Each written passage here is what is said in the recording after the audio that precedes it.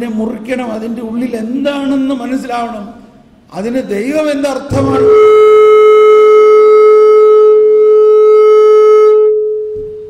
അതിന് ദൈവം എന്തർത്ഥമാണ് വെച്ചിരിക്കുന്നതെന്ന് മനസ്സിലാക്കണം. ദൈവം എന്തർത്ഥമാണ് വെച്ചിരിക്കുന്നത്, ദൈവം എന്തർത്ഥത്തിലാണ് അത് എഴുതിയിരിക്കുന്നതെന്ന് മനസ്സിലാക്കണം.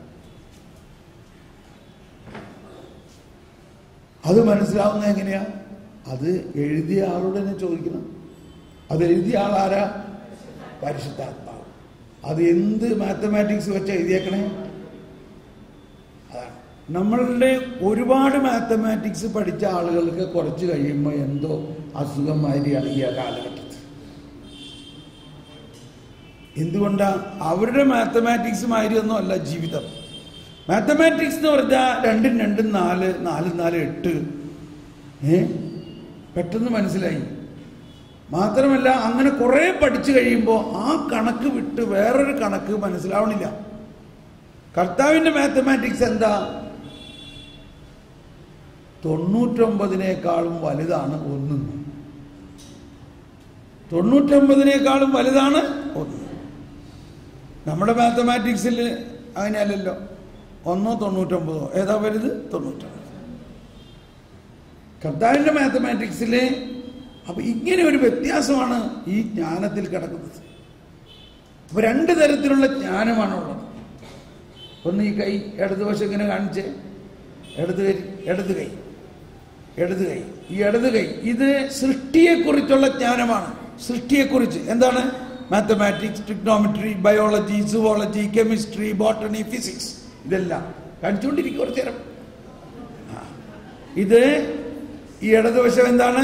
സൃഷ്ടിയെക്കുറിച്ചുള്ള ജ്ഞാനം. ഇത് ചലിപ്പിച്ചുകൊണ്ടിരിക്കെ തന്നെ വലതുവശവും ചലിപ്പിക്കുക.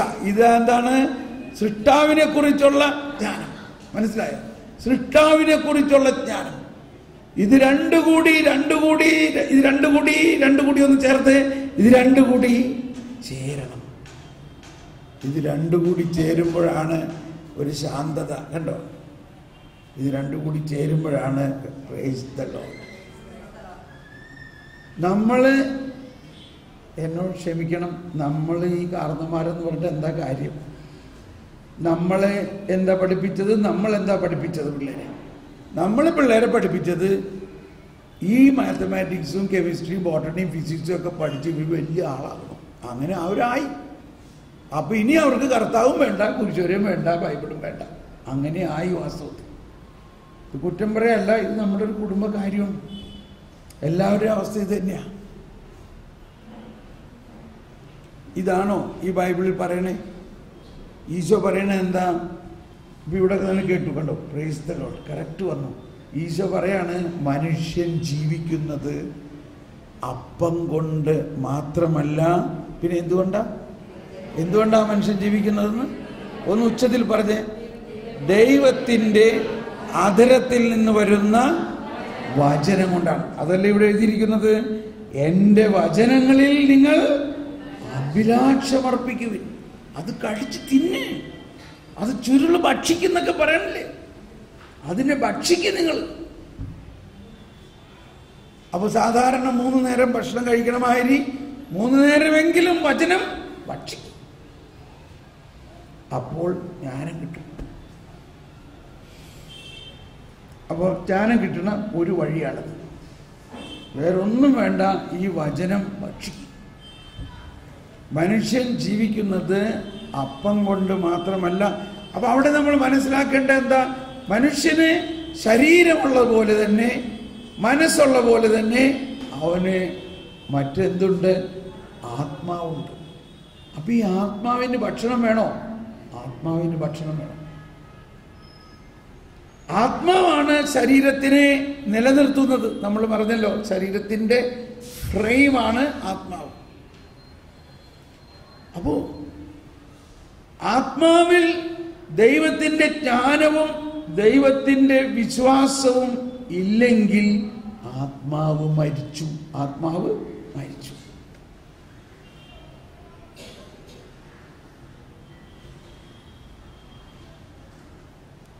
അപ്പോഴാണ് നമ്മൾ തളരുന്നതും നമ്മളിൽ പല പ്രശ്നങ്ങളുണ്ടാകുന്നത്. മറിച്ച് എത്ര പ്രശ്നമുള്ള ആളുകളായാലും മക്കളായാലും നമ്മൾ അവരുടെ പുറകെ നടന്ന് ബഹളം ഉണ്ടാക്കാതെ അവരുടെ അകത്ത് ജ്ഞാനം ഇറങ്ങാനുള്ള എന്തെങ്കിലും ഒരു പ്രതിവിധി ചെയ്യുകയാണെങ്കിൽ അതിനൊരേ ഒരു പ്രതിവിധിയുള്ളൂ. പരിശുദ്ധാത്മാവിനോട് നമ്മൾ പ്രാർത്ഥിക്കണം. ഈ ജ്ഞാനം നമ്മളിൽ നിറയാൻ പ്രാർത്ഥിക്കുമ്പോൾ അത് മക്കളിൽ നിറയും. നമ്മളിൽ ഈ ജ്ഞാനം നിറയുമ്പോഴാണ് നമ്മുടെ ബുദ്ധിയും ബോധ്യവും ദൈവിക രഹസ്യങ്ങളുടെ നിധി തുറക്കുന്ന ഒരവസ്ഥയിലേക്ക് വരും. ദൈവിക രഹസ്യങ്ങൾ, ഓരോ വചനത്തിൻ്റെയും പൊരുൾ നമുക്ക് മനസ്സിലാകും. ഇപ്പൊ പെട്ടെന്ന് ഞാനൊരു ഉദാഹരണം പറയാട്ടോ. അതിൻ്റെ ഉത്തരം ഞാൻ ഇന്ന് പറയില്ല. ഉത്തരം 2 ദിവസം കഴിഞ്ഞിട്ടേ പറയുള്ളൂ. നിങ്ങൾ 2 ദിവസം അതിൻ്റെ മീതെ ഒന്ന് അടയിരിക്കണം. എന്നിട്ട് ഉത്തരം കിട്ടുമെന്ന് നോക്കണം. എൻ്റെ വചനങ്ങളിൽ അഭിലാഷമർപ്പിക്കുവിൻ എന്ന് പറയുന്നതിൻ്റെ ഒരു അർത്ഥം കൂടിയാണ് അത്. ഇപ്പോൾ ജ്ഞാനം വിടരുത്, അവിടെ ഒരു അടയാളം വെച്ചിട്ട് മർക്കോസിന്റെ സുവിശേഷം 4-ാം അധ്യായത്തിൽ, മർക്കോസിന്റെ സുവിശേഷം 4-ാം അധ്യായത്തിൽ, 4-ാം അധ്യായം എന്ന് പറഞ്ഞാൽ തന്നെ വിതക്കാരൻ്റെ ഉപമയാണ്. എന്താണ് വിതക്കാരൻ്റെ ഉപമ എന്ന് പറയുന്നത്?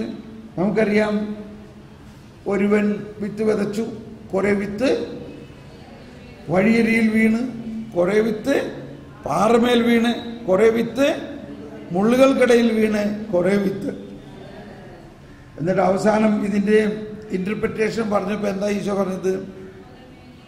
എന്താണ് ഈ വിത്ത്? വചനമാണ്. ഇവിടെ നമ്മൾ പഠിക്കാനുള്ളത് അതിൻ്റെ മറ്റൊരാശയമാണ്. 4-ാം അധ്യായത്തിൽ 10 മുതലുള്ള വചനം വായിക്കാം. 10 മുതൽ 12 വരെ. അവൻ തനിച്ചായപ്പോൾ 12 പേരും കൂടെയുണ്ടായിരുന്ന മറ്റുള്ളവരും ഉപമകളെ കുറിച്ച് അവനോട് ചോദിച്ചു. അവൻ പറഞ്ഞു, ദൈവരാജ്യത്തിന്റെ രഹസ്യം നിങ്ങൾക്കാണ് നൽകപ്പെട്ടിരിക്കുന്നത്. പുറത്തുള്ളവർക്കാകട്ടെ എല്ലാം ഉപമകളിലൂടെ മാത്രം. അവർ കണ്ടിട്ടും കാണാതിരിക്കുന്നതിനും കേട്ടിട്ടും ഗ്രഹിക്കാതിരിക്കുന്നതിനും അങ്ങനെ അവർ മനസ്സ് തിരിഞ്ഞ് മോചനം പ്രാപിക്കാതിരിക്കുന്നതിനും വേണ്ടിയാണ് അത്. വായിക്ക്, നിങ്ങളൊന്ന് നോക്കി വായിക്ക്, നിങ്ങളൊന്ന് നോക്കി വായിച്ചേ. അവർ കണ്ടിട്ടും കാണാതിരിക്കുന്നതിനും കേട്ടിട്ടും ഗ്രഹിക്കാതിരിക്കുന്നതിനും അങ്ങനെ അവർ മനസ്സ് തിരിഞ്ഞ് മോചനം പ്രാപിക്കാതിരിക്കുന്നതിനും വേണ്ടിയാണ് അത്. തീഷ്ണത മനസ്സിലായി. കുറെ പേര് ഇപ്പോഴും ബൈബിള് കൊണ്ടുവന്നിട്ടില്ല. അപ്പം പിന്നെ വചനത്തിൻ്റെ തീഷ്ണത അറിയാലോ. കുറെ പേരുടെ അടുത്ത് പോക്കറ്റ് ബൈബിളേ ഉള്ളൂ. അപ്പോൾ വചനത്തോട് തീഷ്ണത ഉണ്ടെങ്കിൽ ചിലവരുടെ ബൈബിൾ നോക്കിയാലേ അറിയാം അതെങ്ങനെ ഉപയോഗിച്ച് പേജൊക്കെ കീറിപ്പോയ മാതിരി. എന്തുകൊണ്ടാണ്? അതിങ്ങനെ ഉപയോഗിച്ച് അത്രയ്ക്ക് പഴയതായി, അതിനകത്ത് കുറേ കളറും ഒക്കെ. അതാണ് വചനത്തിന് തീഷ്ണതയുണ്ടെങ്കിൽ. അല്ലാത്തവരുടെ ബൈബിള് ഇപ്പം നോക്കുമ്പോൾ മർക്കോസ് എന്ന് പറയുമ്പോൾ 1-ാമത്തെ അധ്യായത്തിൽ പോയിട്ട് അതിൻ്റെ പേജ് നോക്കുകയാണ്, എവിടെയായിരിക്കും മർക്കോസ് എന്നൊക്കെ. മനസ്സിലാവുന്നുണ്ടോ? ഇത് നിങ്ങളെ കുറ്റപ്പെടുത്താൻ പറയണതല്ല, ഇത് ആ തീഷ്ണത അറിയണതിൻ്റെ ഒരു വശമാണ്. ഈ ബൈബിൾ കൊണ്ട് നടക്കാനൊന്നും നമ്മൾ ലജ്ജിക്കരുത്. ഓക്കെ, അപ്പോൾ ഇവിടെ പറഞ്ഞത് കേട്ടോ? ഒന്നുകൂടി വായിച്ചേ, 10 മുതൽ ഒന്നുകൂടി വായിച്ചേ. അവൻ തനിച്ചായപ്പോൾ 12 പേരും കൂടെ ഉണ്ടായിരുന്ന മറ്റുള്ളവരും ഉപമകളെ കുറിച്ച് അവനോട് ചോദിച്ചു. അപ്പോ ഈ ഉപമയുടെ അർത്ഥം എന്താണെന്ന് ചോദിച്ച്, പബ്ലിക്കൊന്നും ചോദിച്ചില്ല. 12 പേര്. അതാണ് ഈ 12 പേര് ആരാണ്? അവർ അപ്പസ്തോലന്മാരാണ്. അവരാണ് ഈ വചനത്തിനെ പ്രസരിപ്പിക്കാൻ വേണ്ടി അയക്കപ്പെട്ടിരിക്കുന്നവർ. വാസ്തവത്തിൽ ഈ അപ്പസ്തോലന്മാർ വഴിയാണ് ആധികാരികമായിട്ട് വചനം പ്രസരിപ്പിക്കാൻ കർത്താവ് നിയോഗിച്ചിട്ടുള്ളത്. ആ അപ്പസ്തോലന്മാരുടെ പിൻഗാമികളാണ് ബിഷപ്പുമാരെല്ലാം. അതുകൊണ്ട് നിങ്ങളൊരു ബിഷപ്പിന്റെ സ്ഥാനാരോഹണം കണ്ടിട്ടുണ്ടോ? ബിഷപ്പിനെ സ്ഥാനാരോഹണം അല്ലെങ്കിൽ ഒരു ബിഷപ്പായി അഭിഷേകം ചെയ്യുമ്പോൾ ആ കർമ്മത്തിലെ ഒരു പ്രധാന കാര്യം ആ ബിഷപ്പിനെ തല കുനിച്ച് നിർത്തിയിട്ട് ഈ ബൈബിള് ഇങ്ങനെ തലയിൽ കുഞ്ചിക്ക് ഇങ്ങനെ വയ്ക്കും.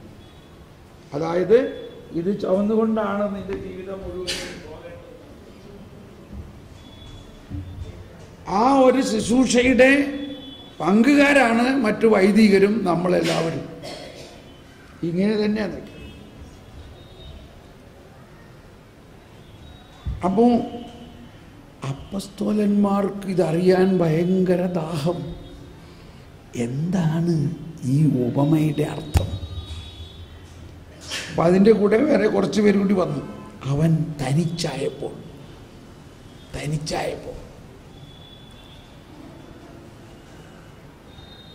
അപ്പോൾ ഈശോ പറഞ്ഞു, എന്ത് പറഞ്ഞു?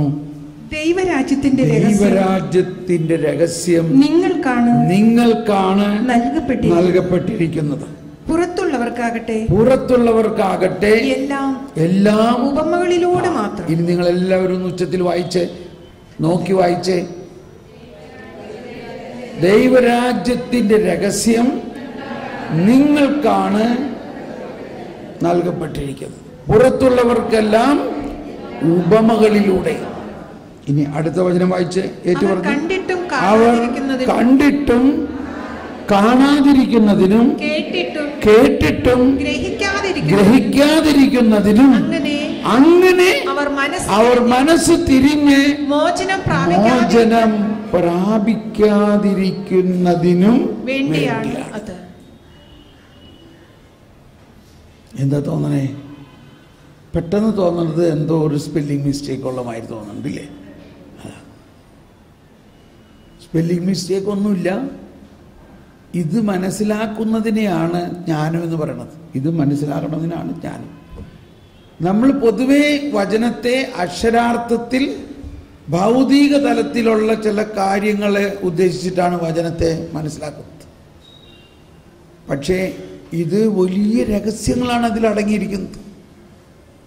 അപ്പോൾ തൽക്കാലം മനസ്സിലായില്ലേ എന്താണ് വചനത്തിൻ്റെ ഉള്ളിൽ അടങ്ങിയിരിക്കുന്ന വലിയ രഹസ്യങ്ങൾ? ഇനി നിങ്ങൾ 2 ദിവസം ചിന്തിക്കുക, 3-ാം ദിവസം എന്നെ ഒന്ന് ഓർമ്മിപ്പിക്കുക. അപ്പം ഞാനിതിനെ വിശദീകരിക്കുക. ഇപ്പം കഴിഞ്ഞ ധ്യാനം കൂട്ടിയിട്ടുള്ളവർക്കൊക്കെ അറിയാം. കുട്ടികൾക്ക് ആ 6-ാം നമ്പർ ഹാളിലേക്ക് പോകാം. കുട്ടികൾ 4 വയസ്സിനും 10 വയസ്സിനും ഇടയ്ക്കുള്ള കുട്ടികൾക്ക് ഹാൾ നമ്പർ 6. അപ്പം ഞാനിത് പറയുന്നത്, നമ്മളിങ്ങനെ വചനത്തിനെ അന്തരാർത്ഥം ഗ്രഹിക്കുന്നതിൻ്റെ ഒരു ആർത്തി അല്ലെങ്കിൽ ഒരു അഭിലാഷം ഉണ്ടാകണം. വീണ്ടും നമുക്ക് ജ്ഞാനത്തിൻ്റെ പുസ്തകത്തിലേക്ക് വരാം. ജ്ഞാനം 6. എൻ്റെ വചനങ്ങളിൽ അഭിലാഷമർപ്പിക്കുവിൻ, അവയോട് തീവ്ര അഭിനിവേശം കാണിക്കുവിൻ, നിങ്ങൾക്ക് ജ്ഞാനം ലഭിക്കും. വളരെ കറക്റ്റായിട്ട് കിടക്കണം. അപ്പൊ ഇതാണ് പോയിന്റ് നമ്പർ 1. ഇനി അടുത്തത് തേജസ്സുറ്റതാണ് ജ്ഞാനം. അത് മങ്ങിപ്പോകയില്ല. ജ്ഞാനത്തെ സ്നേഹിക്കുന്നവർ നിഷ്പ്രയാസം അവളെ തിരിച്ചറിയുന്നു. അവളെ തേടുന്നവർ കണ്ടെത്തുന്നു. തന്നെ അഭിലഷിക്കുന്നവർക്ക് വെളിപ്പെടാൻ അവൾ തിടുക്കം കൂട്ടുന്നു. പ്രഭാതത്തിൽ ഉണർന്ന് അതാണ് ജ്ഞാനം കിട്ടുന്ന അതിൻ്റെ അടുത്ത വഴി. അപ്പം അതിൽ പ്രധാന ഒരു കാര്യം എന്താണ്? ഒന്ന് മനസ്സിലാക്കണം, എന്താണ് ഈ ജ്ഞാനം, അതിൻ്റെ ക്വാളിറ്റീസ് എന്താണ്. ഇപ്പം നമ്മൾ ഇന്നലെ 7-ാം അധ്യായത്തിൽ 23-ാമത്തെ വചനം വായിച്ചപ്പോൾ മനസ്സിലായില്ലേ? 21 ക്വാളിറ്റീസ്, 21 പ്രോപ്പർട്ടീസ് ജ്ഞാനത്തിനുണ്ട്. അതിനകത്ത് ഏതെങ്കിലും ഒരെണ്ണം നമുക്ക് കിട്ടിയിട്ടുണ്ടെങ്കിൽ തന്നെ വലിയ നിധിയാണത്. അത് കിട്ടിക്കഴിയുമ്പോൾ നമ്മൾ മനസ്സിലാവുന്ന ഇതാണ്, തേജസ്സുറ്റതാണ് ജ്ഞാനം. തേജസ് ഒരിക്കലും മങ്ങിപ്പോകില്ല. എന്നിട്ട് അപ്പം ഇത്രയൊക്കെ മനസ്സിലായി കഴിയുമ്പോഴാണ് ജ്ഞാനത്തെ സ്നേഹിക്കാൻ തോന്നുന്നത്. ഇപ്പം നമ്മുടെ കേരളത്തിൻ്റെ പശ്ചാത്തലത്തിൽ നമ്മുടെ അമ്മമാർ സഹോദരിമാർക്കൊക്കെ സ്വർണത്തിനോട് നല്ല സ്നേഹമുണ്ട്, ഇല്ലേ? ഉണ്ടോ ഇല്ലയോ? സ്വർണം എന്ന് പറഞ്ഞാൽ വളരെ ആവശ്യമായിട്ട്, കഞ്ഞിയും കറിയൊന്നും ഇല്ലെങ്കിലും സ്വർണം ഉണ്ടെങ്കിൽ എല്ലാം വേണം. അല്ലെങ്കിൽ അതിനോട് ഇപ്പം നമ്മൾ പറയണ കാര്യം ഇതാണ്, നമ്മൾ എന്തിനെ സ്നേഹിക്കുന്നുവോ അത് നമുക്ക് കിട്ടും. അത് നമുക്ക് കിട്ടും. മാത്രമല്ല, എന്തിനെ സ്നേഹിക്കുന്നുവോ അതുമായിട്ട് നമ്മൾ ഒന്നാകും. അതാണ്, നമ്മൾ ദൈവത്തെ സ്നേഹിക്കുമ്പോൾ ദൈവവുമായിട്ട് ഒന്നാകും. ഭാര്യയും ഭർത്താവും സ്നേഹിക്കുമ്പോൾ അവർ തമ്മിൽ ഒന്നാകും. ചിലവർക്ക് ഇപ്പോൾ ശവസംസ്കാര ചടങ്ങിന് പോകുന്ന സമയത്തായാലും ഇടയ്ക്ക് ഒരാൾ ഇവിടെ ഫ്ലാറ്റിന് എന്താ വില, ഈ സ്ഥലത്ത് ഫ്ലാറ്റിന് എന്താ വില, ഇവിടെ സ്ഥലത്തിന് എന്താ വില. അപ്പം നമുക്ക് മനസ്സിലായിക്കോ ഇങ്ങേർക്ക് എന്തിനാ സ്നേഹം. അപ്പം ഞാൻ പറയും മിണ്ടാതിരിക്കും, ഇവിടെ ശവസംസ്കാരം നടക്കാണ്. ആ ഓക്കെ ഓക്കെ ഓക്കെ. എന്നാലും അങ്ങേര് നോട്ടം മുഴുവനും ഇവിടുത്തെ ഫ്ലാറ്റ് നല്ല ഫ്ലാറ്റാണ് ഇവിടുത്തെ. അതായത് നമ്മൾ എന്തിനെ സ്നേഹിക്കുന്നുവോ അതിലായിരിക്കും നമ്മുടെ മനസ്സ്. അവിടെ കല്യാണമായിരിക്കാം, ശവസംസ്കാരമായിരിക്കാം, വേറെ എന്തായാലും നമ്മുടെ നോട്ടം കുറുക്കൻ്റെ മാതിരിയാണ്. ഇതെല്ലാം പറയുന്നത് ഈ ജ്ഞാനത്തെക്കുറിച്ച് മനസ്സിലാക്കാൻ വേണ്ടി പറയണതാണ്. അപ്പോൾ ജ്ഞാനത്തെ സ്നേഹിക്കുക എന്ന് പറഞ്ഞാൽ അതിൻ്റെ അർത്ഥം നമ്മൾ എവിടെ ചെന്നാലും ഇവിടെ ജ്ഞാനം കിട്ടാനായിട്ടുള്ള എന്താണ് ഇവിടെ ഉള്ളതെന്ന് ആദ്യം നോക്കുക. ഞാൻ പറഞ്ഞു ഇവിടെ ധാരാളം വായനശാലകളുണ്ട്. പക്ഷെ ആർക്കറിയാം? നിങ്ങൾക്കറിയോ ആർക്കെങ്കിലും? എന്നാൽ ഇവിടെ എന്തോരം സൂപ്പർ മാർക്കറ്റ് ഉണ്ട്. ഏത് സൂപ്പർ മാർക്കറ്റിലാണ് മീൻ 5 രൂപ വില കുറവെന്നുള്ളത് എല്ലാവർക്കും അറിയാം.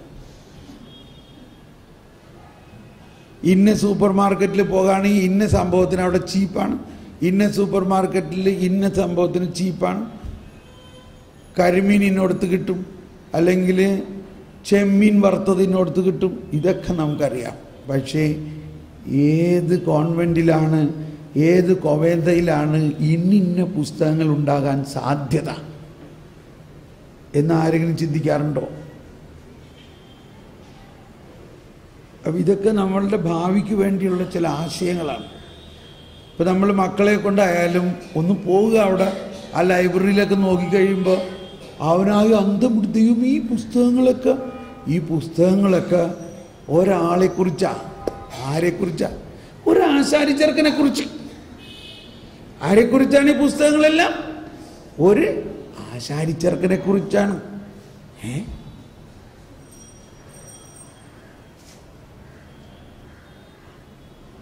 ഒരു ആശാരി ചെറുക്കനെ കുറിച്ച് ഇത്രയും പുസ്തകങ്ങളോ?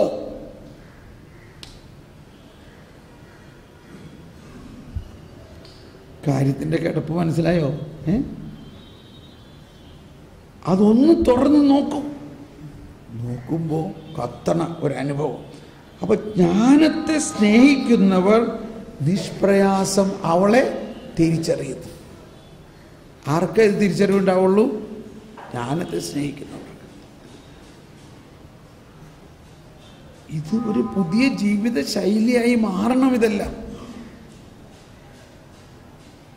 അതിനടുത്ത് പറയുകയാണ് പ്രഭാതത്തിൽ ഉണർന്നു. കഴിഞ്ഞിട്ടില്ല.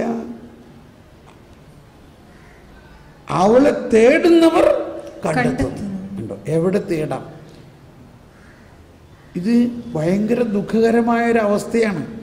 നമ്മളിവിടെയൊക്കെ എന്തെന്നാ മാൾ എന്നല്ലേ പറയുന്നത്, മാൾ എന്ന് പറഞ്ഞാൽ ഒരുപാട് സൂപ്പർ മാർക്കറ്റുകളുള്ള അവിടെ പോയിട്ട് ഈ ദൈവിക ജ്ഞാനത്തിൻ്റെ ഒരു പുസ്തകം അതിലെവിടെയെങ്കിലും കിട്ടുമെന്ന് തോന്നുന്നുണ്ടോ? നിങ്ങൾക്ക് നോക്കിയിട്ടുണ്ടോ? അന്വേഷിച്ചിട്ടുണ്ടോ?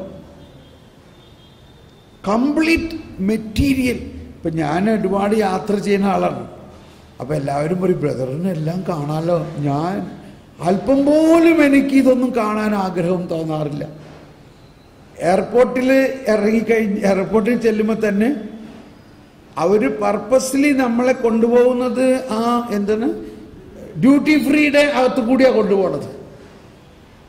ഇന്നേ വരെ ഞാൻ അതൊന്നും ഇത്രയും സാധനങ്ങൾ അവിടെ ഇരിക്കണ കണ്ടിട്ട് ഞാൻ ഇതൊക്കെ എന്നെ സംബന്ധിച്ച് പിണ്ണാക്ക് മണ്ണ് പോലെയാണ്. കാരണം എനിക്ക് വെച്ചേക്കണത് കണ്ണ് കാണാത്തതും കാത് കേൾക്കാത്തതുമായിട്ടുള്ള സാധനം.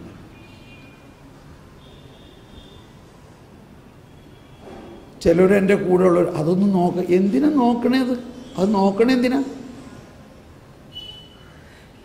എന്നാൽ ഇന്നത്തെ ലോകം എന്താ? ലോകം ഇതെല്ലാം നോക്കി കണ്ട് അത് ആസ്വദിച്ച്, അപ്പം അതെല്ലാം അജ്ഞതയാണ്. സത്യത്തിൽ അതെല്ലാം എന്താണ് പറയണത്? അജ്ഞതയാണ്.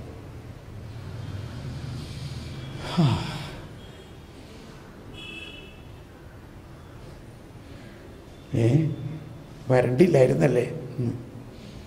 അപ്പം അങ്ങനെയാണെങ്കിൽ പിന്നെ ബ്രദറെ എങ്ങനെ ഈ ലോകത്തിൽ ജീവിക്കും? അങ്ങനെയുള്ള ലോകത്തിലാണ് നമ്മൾ ദൈവത്തിൻ്റെ ജ്ഞാനം മാത്രം ലക്ഷ്യം വെച്ച് ജീവിക്കേണ്ടത്. അങ്ങനെ നമ്മൾ ജ്ഞാനത്തെ മനസ്സിലാക്കുമ്പോൾ തന്നെ അഭിലഷിക്കുന്നവർക്ക് വെളിപ്പെടാൻ അവൾ തിടുക്കം കൂട്ടുന്നു. ആര് തിടുക്കം കൂട്ടുന്നു? ജ്ഞാനം. അവൾ തിടുക്കം കൂട്ടുന്നു. അവൾ തിടുക്കം കൂട്ടുന്നു. ഇന്നലെ ഞാൻ ഇവിടെ പറഞ്ഞു ഈ വിശുദ്ധന്മാരുടെ പുസ്തകങ്ങളുടെ കാര്യമൊക്കെ കണ്ടോ.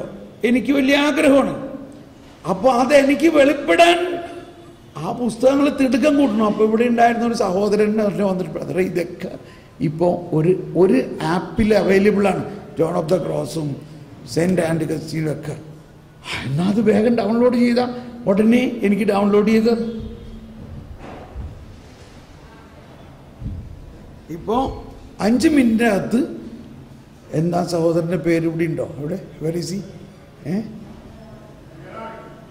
ആരാണ്? ജെറാൾഡ്. ജെറാൾഡ് എനിക്ക് ഇത് ഡൗൺലോഡ് ചെയ്ത് തന്നു. ഇതിനകത്ത് തുറന്നു നോക്കിയപ്പോൾ എന്താ, ഇന്ന് രാവിലെ തന്നെ ഞാൻ അതിനകത്ത് ജോൺ ഓഫ് ദ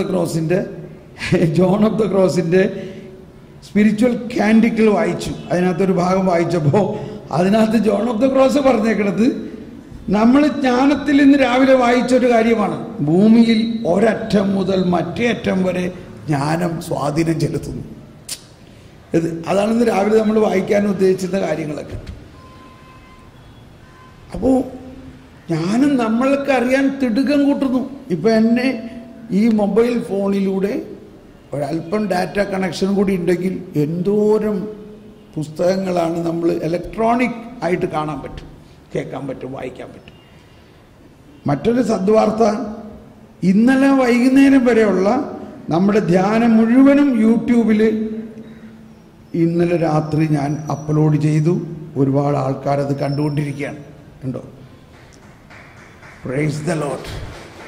ഇന്നലെ വൈകുന്നേരം വരെയുള്ള ധ്യാനം ടോട്ടൽ 62 എപ്പിസോഡുകളുണ്ട്. അത് യൂട്യൂബിൽ അപ്ലോഡായിരിക്കുന്നു. അപ്പോൾ നിങ്ങളതിന് കാണേണ്ടത് തോമസ് പോൾ കൊടിയൻ. യൂട്യൂബിൽ തോമസ് പോൾ എന്ന് അടിച്ചാൽ 10,000-ലധികം വീഡിയോകളുണ്ട്. അതുകൊണ്ട് ധ്യാനം തുടർച്ചയായിട്ട് കാണാൻ സാധിക്കും. 1, 2, 3 എന്ന് പറഞ്ഞ്. അപ്പോൾ അങ്ങനെ തുടർച്ചയായിട്ട് ധ്യാനം കാണാൻ അതിനു വേണ്ടി അതിൻ്റെ പ്ലേ ലിസ്റ്റ് എടുക്കണം. പ്ലേ ലിസ്റ്റ് പോകണം.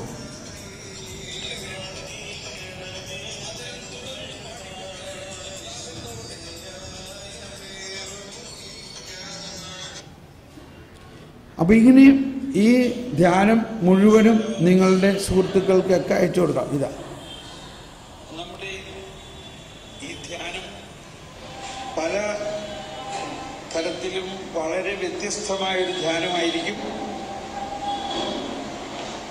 കഴിഞ്ഞ ധ്യാനത്തിൽ പങ്കെടുത്തിട്ടുള്ളവർക്ക് അറിയാവില്ലേ? ചില സവിശേഷതകൾ ഇതാണ്. ഈ ധ്യാനത്തിൽ നമ്മൾ പാടാൻ പോകുന്ന പാട്ടുകൾ, ഷാജി പാട്ടുകൾ ക്ലാസ്. അപ്പോൾ ഈ ധ്യാനം മുഴുവനും ഇപ്പം ഇന്ന് രാത്രി അപ്ലോഡാവും. നാളെ രാത്രി. അപ്പോൾ നിങ്ങളുടെ മക്കൾക്കും നിങ്ങളുടെ ബന്ധുക്കൾക്കും എല്ലാം ഇത് കാണാൻ നിങ്ങൾ റെക്കമെൻഡ് ചെയ്യാം. ഒരുപാട് പേര് നമ്മുടെ ഈ ധ്യാനം കണ്ടുകൊണ്ടിരിക്കുന്നുണ്ട്. നോക്കട്ടെ എത്ര പേര് ഇപ്പോൾ ഇത് കണ്ടു നോക്കട്ടെ. അതും നമുക്കിതിനകത്ത് അറിയാം. എത്ര പേര് ഇപ്പോൾ ഇത് പല സ്ഥലത്തു നിന്നും കണ്ടുകൊണ്ടിരിക്കുന്നു. അവരെനിക്ക് ഉടനെ ഒരു ഫീഡ്ബാക്കൊക്കെ തരുമോ? ഈ ധ്യാനത്തിൽ ബ്രദർ ഇന്ന കാര്യം പുതിയതായിട്ട് പറഞ്ഞൊരു കാര്യമാണ്. ഇതുണ്ട്. ഈ ആദ്യത്തെ എപ്പിസോഡ് 62 പേര് ഇപ്പോൾ കണ്ടിട്ടുണ്ട്. 62 പേര്.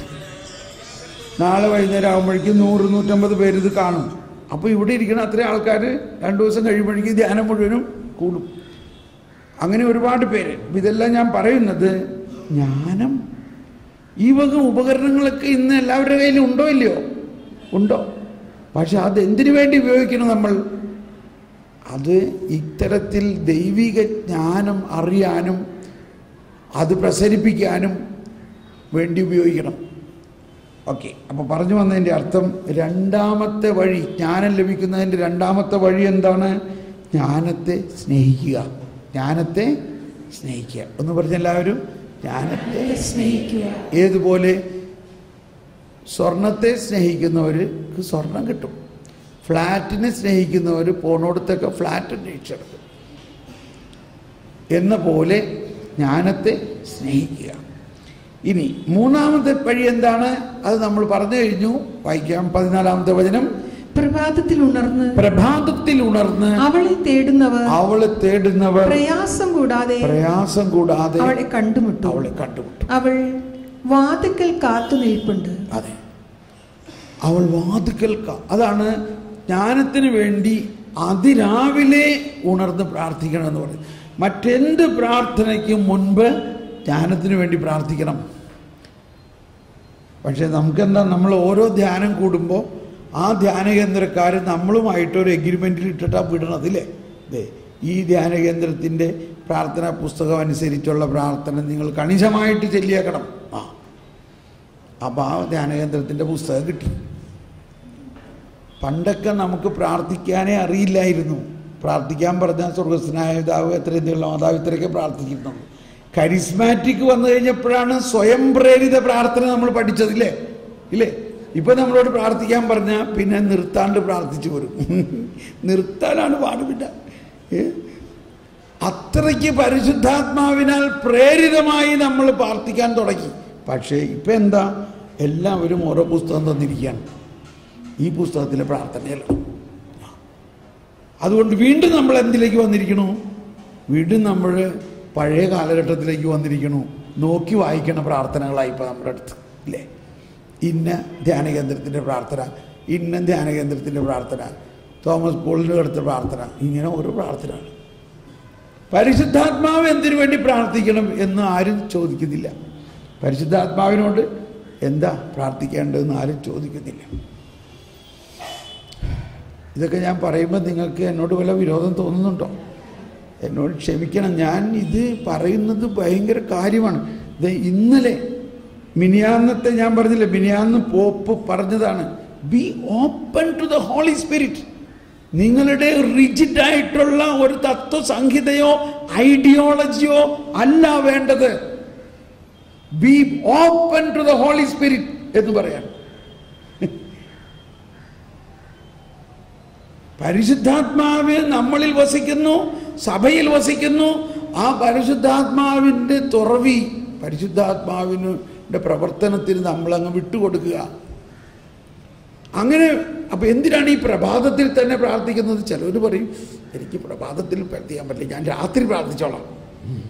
അപ്പോൾ എന്തെങ്കിലും പ്രധാന കാര്യം ഉണ്ടാവില്ല ഈ പ്രഭാതത്തിൽ പ്രാർത്ഥിക്കാൻ പറയണതിൻ്റെ.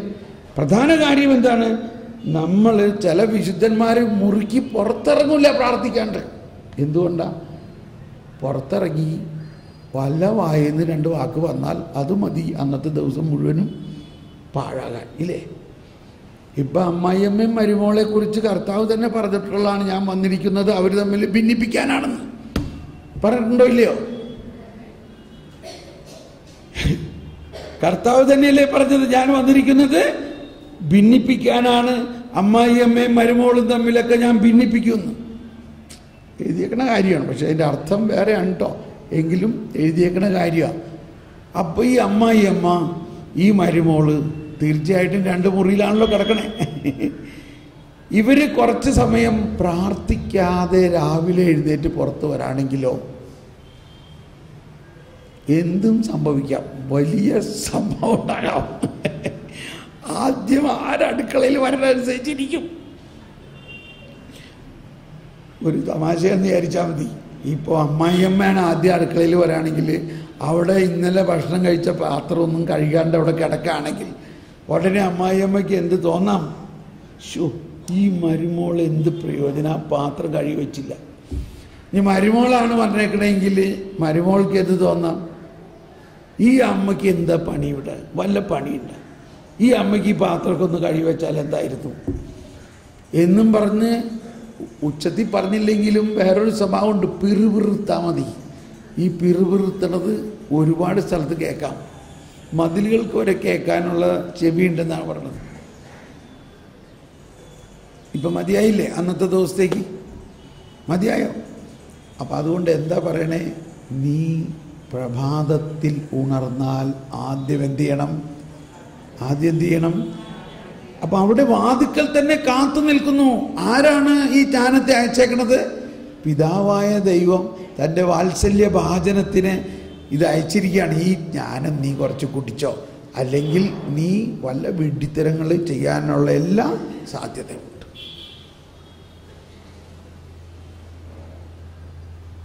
ചിലവർക്കറിയാം ഞാൻ 4 മണിക്ക് എണീക്കുമെന്ന്. അതുകൊണ്ട് 4 മണിക്ക് ഫോൺ വരും. പക്ഷെ ഞാൻ എടുക്കില്ല. കാരണം ഞാൻ പ്രാർത്ഥിക്കാണ്ട്, ഞാൻ പരിശുദ്ധാത്മാവ് കൊണ്ട് ജ്ഞാനം കൊണ്ട് നിറയാണ്ട് ഞാൻ എന്ത് ഉപദേശം കൊടുക്കാനാ മറ്റുള്ളവർക്ക്?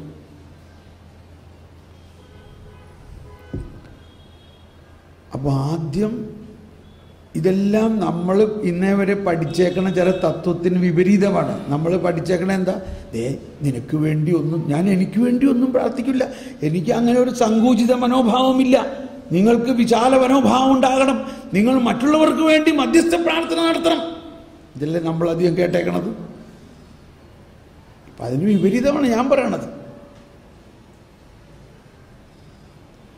പലപ്പോഴും എന്നോട് ചോദിക്കാറുണ്ട് ആളുകൾ, എങ്ങനെ ബ്രദർ കഴിഞ്ഞ് 25 വർഷമായിട്ട് എല്ലാ ദിവസവും, മിക്കവാറും എല്ലാ ദിവസവും, ഇപ്പം ഞാൻ യൂറോപ്പിൽ നിന്ന് വന്ന് കഴിഞ്ഞ ഈ മാസം മുഴുവനും തുടർച്ചയായിട്ട് 6-7 ദിവസത്തെ ധ്യാനങ്ങളായിരുന്നു. അത് രാവിലെ 6:30 മുതൽ രാത്രി ഏതാണ്ട് 9 മണി വരെ. അത് ഞാൻ എന്നെ തന്നെ പൊക്കി പറയാൻ വേണ്ടി പറയണതല്ലേ, എങ്ങനെ ഇതിന് ശക്തി കിട്ടണമെന്ന് ആൾക്കാർ ചോദിക്കാറുണ്ട്. ബ്രദർ എങ്ങനെ ഇത് സാധിക്കണേ? അപ്പോൾ സാധാരണ ധ്യാന കേന്ദ്രങ്ങളിൽ ഒരു ടോക്ക് 1 മണിക്കൂറോ 2 മണിക്കൂറോ 3 മണിക്കൂറോ ഒരു ടോക്ക് കൊടുത്ത്, പിന്നെ അടുത്ത ആൾ വന്ന് ടോക്ക് കൊടുത്ത്, പിന്നെ അടുത്ത ആൾ വന്ന് ടോക്ക് കൊടുത്ത്, ഇങ്ങനെ പലരുമാണ് ടോക്ക് കൊടുക്കണം. പക്ഷേ നമ്മൾ അങ്ങനത്തെ ടോക്കല്ല ഇത്. ഇതിങ്ങനെ ഒരു ഒഴുക്ക് മാതിരി ഇങ്ങനെ തന്നെ പോകണം. ഇതിൻ്റെ ഇടയിൽ വേറൊരാൾ വന്ന് ടോക്ക് കൊടുക്കാനായിട്ട് നമ്മുടെ ധ്യാനത്തിൽ പറ്റണില്ല. ഞാൻ പലപ്പോഴും പരിശ്രമിച്ചിട്ടുള്ളതാണ്. അത് ചേരുമ്പടി ചേരുന്നില്ല. അപ്പോൾ ഇതിൻ്റെ ഒരു രഹസ്യം ഇതാണ്, ഞാൻ വെളുപ്പിന് പ്രാർത്ഥിക്കണത് കൊണ്ടാണ്, ഞാൻ ജ്ഞാനത്തിന് വേണ്ടി പ്രാർത്ഥിക്കണതുകൊണ്ടാണ്. അപ്പോൾ അത് നിങ്ങൾക്കൊരു സാക്ഷ്യമായിട്ട് ഞാൻ പറയാം. ഞാൻ വെളുപ്പിന് എണീറ്റ് ജ്ഞാനത്തിന് വേണ്ടി പ്രാർത്ഥിക്കുന്നു. അങ്ങനെ ആ ജ്ഞാനം എന്നിലൂടെ മറ്റുള്ളവരിലേക്ക് ഒഴുകാൻ വേണ്ടി കൂടി പ്രാർത്ഥിക്കുന്നു. അപ്പോൾ പ്രഭാതത്തിൽ ഉണർന്ന് അവളെ തേടുന്നവർക്ക് പ്രയാസം കൂടാതെ അവളെ കണ്ടുമുട്ടാം. അവൾ വാതിക്കൽ തന്നെ കാത്തുനിൽപ്പുണ്ട്. ഇതിന് യാതൊരു സംശയമില്ല. എല്ലാ വിശുദ്ധന്മാരുടെ ജീവിതത്തിൽ നിന്ന് മാത്രമല്ല, കർത്താവ് ഈശോ മിശിഹാ തന്നെ എന്താ ചെയ്തത് പറയും. എന്താ ചെയ്തത്? അവൻ 1:35 മർക്കോസ് 1:35 മർക്കോസ് 1:35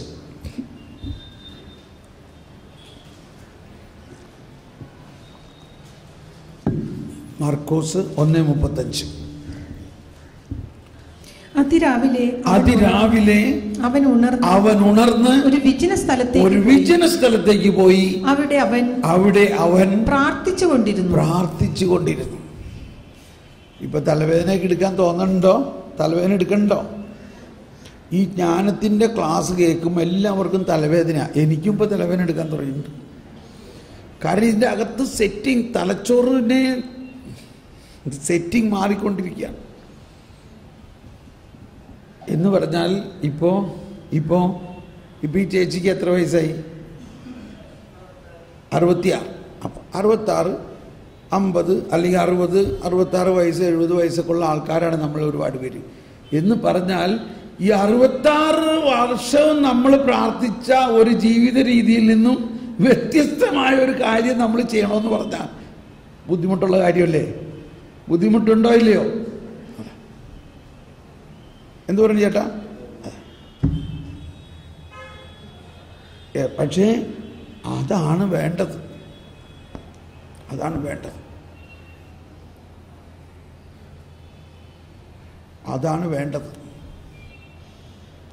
അതാണ് ഈശോ കാണുന്നത്. ഈശോ ഈ ഫരിസേയരും നിയമജ്ഞരും പാരമ്പര്യമായിട്ട് ചെയ്തിരുന്ന ഒരുപാട് സംഭവങ്ങളെ നേരെ തകിടം മറിച്ചു, വിപ്ലവാത്മകമായ കാര്യങ്ങളായിട്ട്. അതുകൊണ്ടല്ലേ അവർക്ക് ഈശോനെ കല്ലെറിയാൻ പോണോ?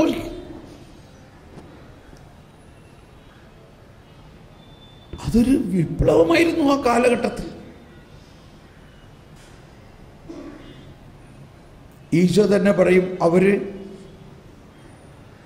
ഫരിസേയരുടെ കാര്യം പറയുമ്പോൾ ഈശോ പറയുന്നത് നമ്മളുടെ ഭാഷയുടെ ചില ശൈലി കൊണ്ട് അതിന് അത്ര നല്ല അർത്ഥമല്ല തോന്നാറ്. ഈശോ പറഞ്ഞു, അവർ അവരുടെ നെറ്റിപ്പട്ടങ്ങൾക്ക് വീതി കൂട്ടിയും അവരുടെ തൊങ്ങലുകൾക്ക് നീളം കൂട്ടിയും പരസ്യ സ്ഥലങ്ങളിൽ നിൽക്കും മറ്റുള്ളവർ കാണാൻ വേണ്ടിയിട്ട്. ഇത് സംഭവം ഉള്ള കാര്യമാണ്. പക്ഷെ നമുക്കറിയാമോ എന്താണ് ഈ നെറ്റിപ്പട്ടം? എന്താ ഈ നെറ്റിപ്പട്ടം?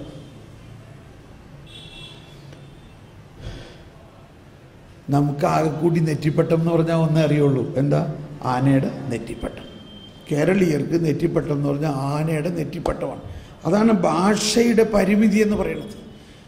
ഫരിസേയരെ കുറിച്ച് അവർ അവരുടെ നെറ്റിപ്പട്ടങ്ങൾക്ക് വീതി കൂട്ടിയെന്ന് പറഞ്ഞാൽ അവർ ഈ ബോക്സിനേക്കാൾ കുറച്ചും കൂടി ഇത്രയും തന്നെ തിക്നെസ് ഉള്ള ഒരു ബോക്സ് അവരുടെ തലയിൽ കെട്ടിവെക്കും.